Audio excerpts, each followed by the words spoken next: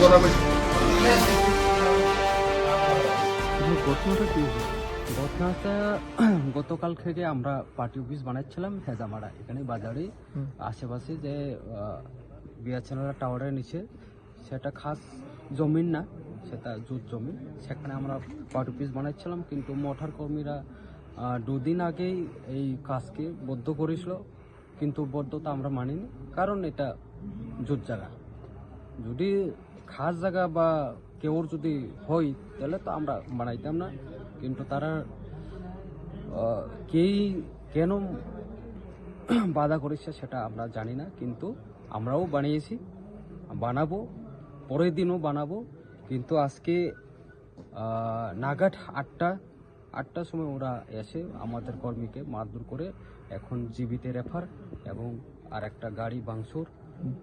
আমি নিন্দা জানাই তাদেরকে যে এইরকম সুশ্রামী বা কেউকে হাত দিয়ে কেউকে খুন করে সেই সিপিএমের মতো ওরা নিপাত যাবে আগামী 2026। এখন 2026 এডিসিতে ওরা দেখাবে। আপনারা কেমনি করতে পারছেন তীব্র মাথা কর্মীরা আইসে এভাবে হামলা চালাচ্ছে? ওই তো আমরা জানি যে খবর নিউজ জানি যে ওরা আসছে, ওদের শোর মতো ওরা আসছে, আমরা শুনেছি।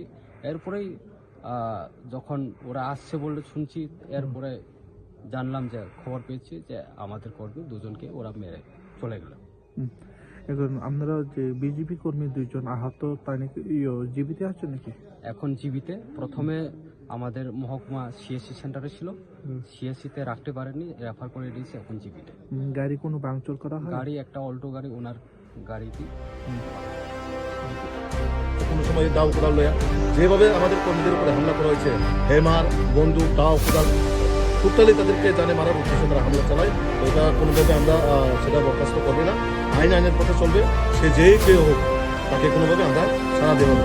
কারণ আমরা যারাই আজকে আমাদের ভোট প্রেসিডেন্ট দুখিয়া দেববর্মা এবং হিরণ দেববর্মা আমাদের পার্টির কার্যকর্তা, একনিষ্ঠ কার্যকর্তা, তাদের উপরে যেভাবে হামলা করবে এটা চুপচাপ করে বসে করতে আমরা কোনোভাবে চুপচাপ করে বসে থাকবো না। তার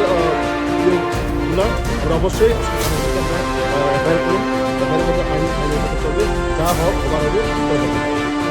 মাননীয় মুখ্যমন্ত্রী এবং মাননীয় সভাপতি যারা বরাবর ফোন করে খবর নিচ্ছেন আমাদের কর্মীদের বিষয়ে, ওনারাও দেখবেন বিষয়গুলো। আমরা আমাদের যে হায়ার অথরিটি ওনাদের কাছে আমরা অলরেডি পৌঁছে দিয়েছি বিষয়গুলো।